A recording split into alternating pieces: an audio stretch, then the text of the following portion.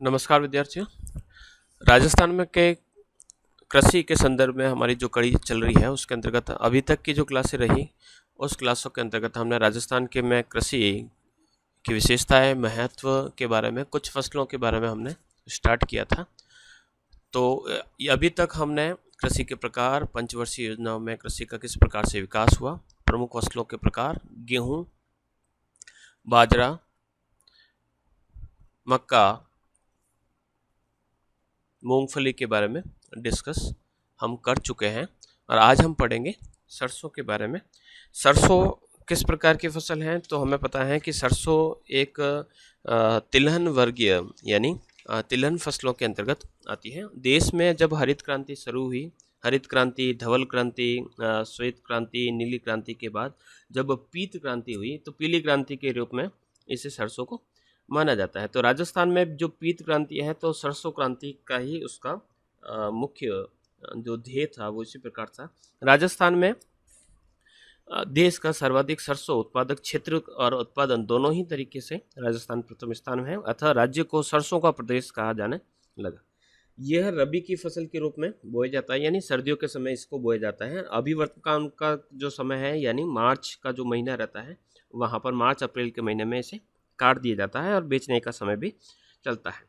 तो भारत में के अंदर राजस्थान जो है वह सरसों के उत्पादन में काफ़ी अग्रणी प्रदेश के रूप में जाना जाता है। सबसे पहले हम उपयोग की बात करते हैं तो मुख्य रूप से इसका उपयोग जो होता है वो तेल निकाल कर इसका खाने के लिए तेल का उपयोग किया जाता है। इसके अलावा अचार बनाने में, साबुन बनाने, विभिन्न प्रकार के पशुओं को खल के रूप में खिलाने के लिए, माल्ट बनाने, ये सभी जो इसके अलग अलग प्रकार के उपयोग हैं। नेक्स्ट इसके लिए आवश्यक तापमान की बात करते हैं तो सरसों के लिए 15 से 20 डिग्री सेंटीग्रेड का तापमान आवश्यक रहता है। पाला पड़ना, ओले गिरना, ठंडी हवाएं चलना, इसके लिए इसकी फसल चौपट हो जाती है। और जैसे ही बादल छा जाता है तो एक मोला नाम का एक जो मच्छर जैसी प्रजाति है वो इसकी तने को काफ़ी नुकसान पहुंचाती है, इसकी फली को काफ़ी नुकसान पहुंचाती है। तो ये सभी जो चीज़ें हैं यानी अधिक तापमान जो रहता है वो भी इसके लिए काफ़ी हानिकारक है और न्यूनतम तापमान है वो भी इसके लिए काफ़ी हानिकारक रहता है। फरवरी मार्च का जो समय रहता है उस समय तापमान काफ़ी अधिक बढ़ जाता है और जैसे ही तापमान बढ़ता है सरसों की फसल पक जाती है, यानी अधिक तापमान बढ़ने से पहले पहले इसको काट दिया जाता है, सूख जाने के बाद इसको काट दिया जाता है। इसलिए रबी की सभी फसलों में सबसे पहले जो कटाई होती है वो इसी फसल की जाती है। आवश्यक भौगोलिक दशाओं के अंदर तापमान के बाद हम वर्षा की बात करते हैं तो सरसों के लिए लगभग 100 सेंटीमीटर की बारिश काफ़ी बढ़िया रहती है। कम वर्षा होती है तो इसे सिंचाई के माध्यम से भी उत्पादित किया जा सकता है। मिट्टी की बात करें तो हल्की चिकनी मिट्टी या दोमट मिट्टी जो रहती है वो इसके लिए काफ़ी लाभदायक मानी जाती है। मिट्टियों के अंतर्गत लगभग दोमट मिट्टी जो है हर प्रकार की फसल के लिए काफ़ी बढ़िया मानी जाती है। जैसा कि चित्र के अंतर्गत देख रहे हो तो चित्र के अंतर्गत आपको दो रंग की सरसों देखने को मिलते हैं।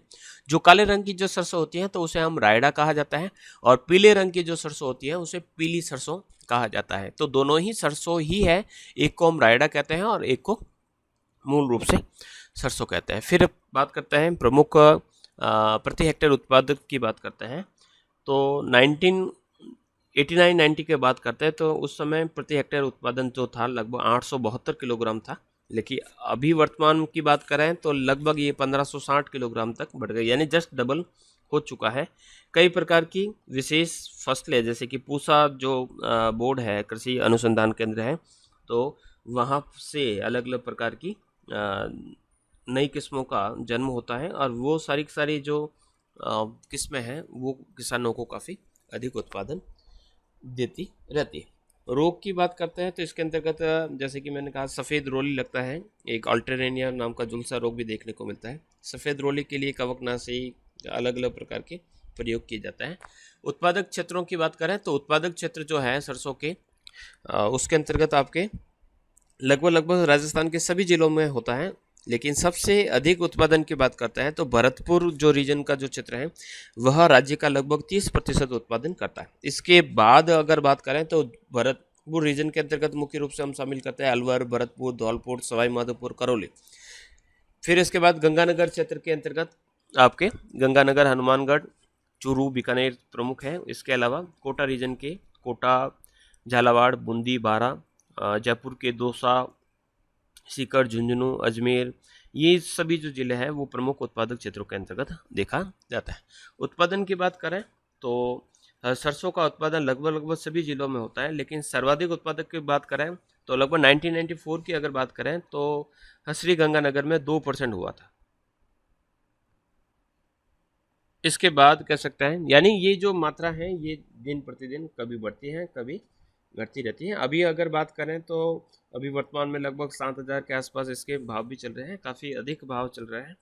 तो अभी ये जो वर्तमान समय में है, तिलों की मांग, तिलहन की जो मांग है वो काफ़ी बड़ी है, तो इसके लिए ये काफ़ी अच्छी फसल के रूप में यहाँ पर मानी जाती है। फिर हम इसके अलावा कुछ और ऑयल सीड्स होते हैं जिसके अंतर्गत हम अलसी की बात करते हैं। अलसी, राई, तिल, बिनौला जो कपास के रूप में, तारामीरा, सोयाबीन, अरंडी जो इसका प्रयोग किया जाता है। मुख्य रूप से जितने भी जो तिलहन है उसका उपयोग पहले तो हम खाद्य तेल के रूप में, फिर साबुन बनाने में, फिर वनस्पति घी जिसे आप डालडा घी कहा करते हैं उसको बनाने में, पशुओं के लिए जो खली होती है, जो पैलेट्स होते हैं उसके रूप में, पशु आहार, खाद, और विदेशों को भेजकर उससे विदेशी जो मुद्रा है वो भी अर्जित की जाती है। भौगोलिक दशाओं की बात करें तो राजस्थान का विविधतापूर्ण धरातल है और अलग अलग प्रकार की जलवायु यहाँ पर पाई जाती है, लेकिन हर प्रकार की जलवायु में यहाँ पर अलग अलग प्रकार की तिलहन को बोया जाता है। जैसे कि अगर बात करें तो अलसी के उत्पादन में कोटा, बूंदी, झालावाड़, सवाई माधोपुर जिले प्रमुख हैं, जहाँ पर लगभग 75% से ज़्यादा अलसी का उत्पादन होता है। इसी प्रकार से तिल की अगर बात करें तो तिल का जो उत्पादन होता है उसमें नागौर, कोटा, पाली, जोधपुर प्रमुख हैं। इसी प्रकार से अरंडी के उत्पादन में आपका जालोर, पाली, सिरोही, बांसवाड़ा, करौली प्रमुख है। इस प्रकार से तिलहन का उत्पादन और क्षेत्रफल जो है वो काफ़ी दिनों बड़ा है, क्योंकि इसके पीछे कारण है कि तिलहन वर्गीय जो फसलें होती हैं वो काफ़ी ज़्यादा किसान को आय भी देती है। इसके अलावा तिलम संघ की स्थापना जो की गई थी उसके बाद कृषि यंत्रों पर सब्सिडी या दवाइयों पर जो सब्सिडी मिलती है, तो इसके बाद इसका उत्पादन बढ़ा है। सोयाबीन की जो कृषि है वो राजस्थान के अंतर्गत काफ़ी बड़ी है, तो कोटा, बूंदी, झालावाड़, चित्तौड़गढ़ जो है वहाँ पर सोयाबीन की जो कृषि है, एक तिलहन, सोयाबीन एक ऐसी फसल है उसको दाल वर्गीय में भी रखा जा सकता है और तिलहन वर्गीय के अंतर्गत भी रखा जा सकता है। प्रोटीन का एक अच्छा स्रोत होता है। तो इस प्रकार से यहाँ पर विभिन्न प्रकार के जो तिलहन है वो इस प्रकार से बोया जाता है। ये प्रमुख आपके सामने तिलहन है जिसका तेल निकालकर उसे प्रयोग में लाया जाता है। बढ़ते हैं आगे। नेक्स्ट जो है हमारी जो फसल है कपास, कॉटन की बात करते हैं। तो कपास का भारतीय अर्थव्यवस्था में है काफ़ी महत्वपूर्ण स्थान है। ये फाइबर क्रॉप के रूप में जानी जाती है, यानी रेशे वाली फसल के रूप में, या इसे व्यापारिक फसल के रूप में भी जाना जाता है। इसे बढ़िया कहा जाता है, आप सभी को पता है। राजस्थान में कपास की खेती सभ्यताओं के विकास के अनुसार माना जा सकता है, यानी ऐसी कई सभ्यताएं हैं जहाँ पर कपास के अवशेष या सूती वस्त्रों का मिलना ये बताता है कि जो कपास का उत्पादन है वो यहाँ पर प्राचीन समय से ही किया जा रहा है। उपयोग की बात करें तो कपास का जो रेशा होता है वस्त्र बनाने के लिए, सूती वस्त्र बनाने के लिए काम किया जाता है, और उसके बाद जो बिनौले यानी उसके जो बीज निकलते हैं उसका प्रयोग पशु आहार के रूप में या उससे तेल निकालकर उसे वनस्पति तेल या घी बनाने के काम में लिया जाता है। उसके जो डंठल होते हैं उसका छप्पर निर्माण करने में, ईंधन के रूप में जलाने या दीवार के विकल्प के रूप में, फेंसिंग, बाड़ के रूप में इसका प्रयोग किया जाता है। इसके लिए आवश्यक भौगोलिक दशाओं की बात करें तो कपास की जो बुवाई होती है वो अप्रैल से मई और लगभग जून जुलाई तक भी राजस्थान के अंतर्गत की जाती है। इसके लिए जो तापमान है तो उष्णकटिबंधीय पौधा है, तो ज़्यादा तापमान लगभग 20 से 30 डिग्री सेंटीग्रेड की आवश्यकता रहती है, और लगभग 110 दिन या 90 दिन के बीच का जो पाला रहित क्षेत्र है वो उसके लिए लाभदायक रहता है। ठंडी हवाएं और पाला अगर पड़ता है तो फसल को काफ़ी नुकसान होता है। बारिश की बात करते हैं तो खरीफ की फसल के रूप में इसे बोया जाता है, और बारिश की अगर कमी है तो वहाँ पर सिंचाई के माध्यम से इसे उत्पादित किया जाता है। इसके पौधे के लिए लगभग 50 से 100 सेंटीमीटर वार्षिक वर्षा चाहिए। हनुमानगढ़, श्रीगंगानगर क्षेत्र जो होते हैं वहाँ पर आपको इस फसल का उत्पादन है वो सिंचाई के माध्यम से ही किया जाता है। मिट्टी की बात करते हैं तो वैसे तो सबसे बढ़िया मिट्टी जो रहती है वो काली मिट्टी चाहिए, इसीलिए काली मिट्टी को काली कपासी मिट्टी भी कहा जाता है। तो चिकनी मिट्टी या काली मिट्टी जो है वो काफ़ी बढ़िया मानी जाती है। पानी की ज़्यादा आवश्यकता रहती है, यानी वाटर होल्डिंग कैपेसिटी अगर मिट्टी की ज़्यादा है तो इसके लिए लाभदायक है। राजस्थान के जितने भी जो दक्षिणी पूर्वी जो क्षेत्र हैं, जहाँ पर काली मिट्टी के जो क्षेत्र हैं, वहाँ पर कपास का उत्पादन होता है। इसके अलावा दक्षिणी पठार का जो लावा निर्मित जो क्षेत्र है, महाराष्ट्र का पठार है, तो वहाँ पर इस फसल का उत्पादन ज़्यादा किया जाता है। राजस्थान में इसके प्रति हेक्टेयर उत्पादन की बात करते हैं तो प्रति हेक्टेयर जो उत्पादन है लगभग 20 से 25 क्विंटल तक हो जाती है, यानी एवरेज यहाँ पर 4 क्विंटल जो है अगर देखें तो 1 बीघे के अंतर्गत देखने को मिल जाता है। औसत उत्पादन की बात करें तो लगभग 5 क्विंटल प्रति हेक्टेयर आपको देखने को मिल जाता है।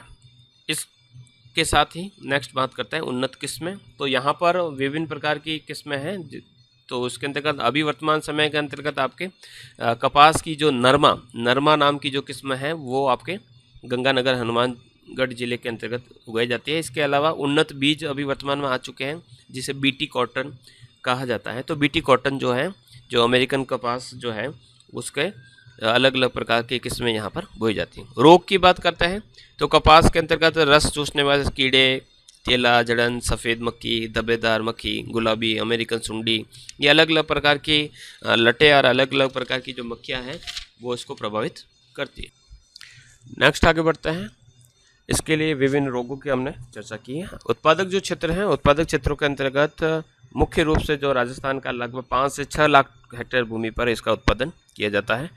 यहाँ पर उगाई जाने वाली जो नरमा कपास है, तो कुल क्षेत्र का लगभग 80% जो क्षेत्र है नरमा कपास का, वो श्री गंगानगर और हनुमानगढ़ जिलों के अंतर्गत बोया जाता है।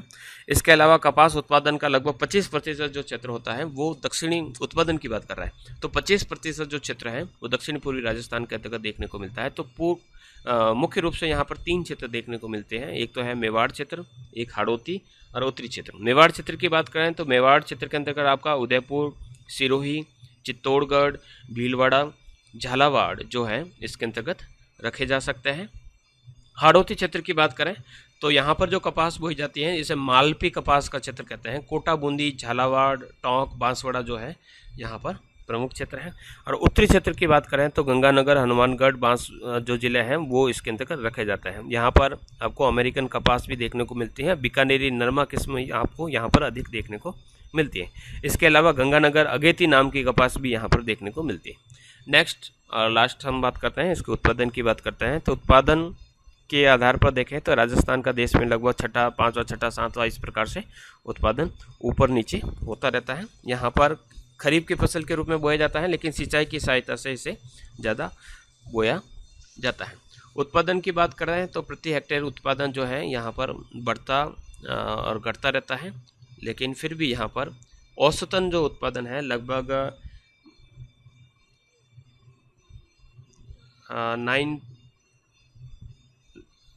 लाख गांठों, यानी एक गांठ के अंतर्गत आपको लगभग 20 किलो का वजन लेता है। तो इस प्रकार की लगभग 9 लाख गांठे का उत्पादन, लगभग 9-10 लाख गांठों का उत्पादन यहाँ पर देखने को मिलता है। तो इस प्रकार से ये कपास की फसल के साथ साथ ही हमारी जितनी भी जो फसलें थी उन फसलों को हमने डिस्कस कर दिया है।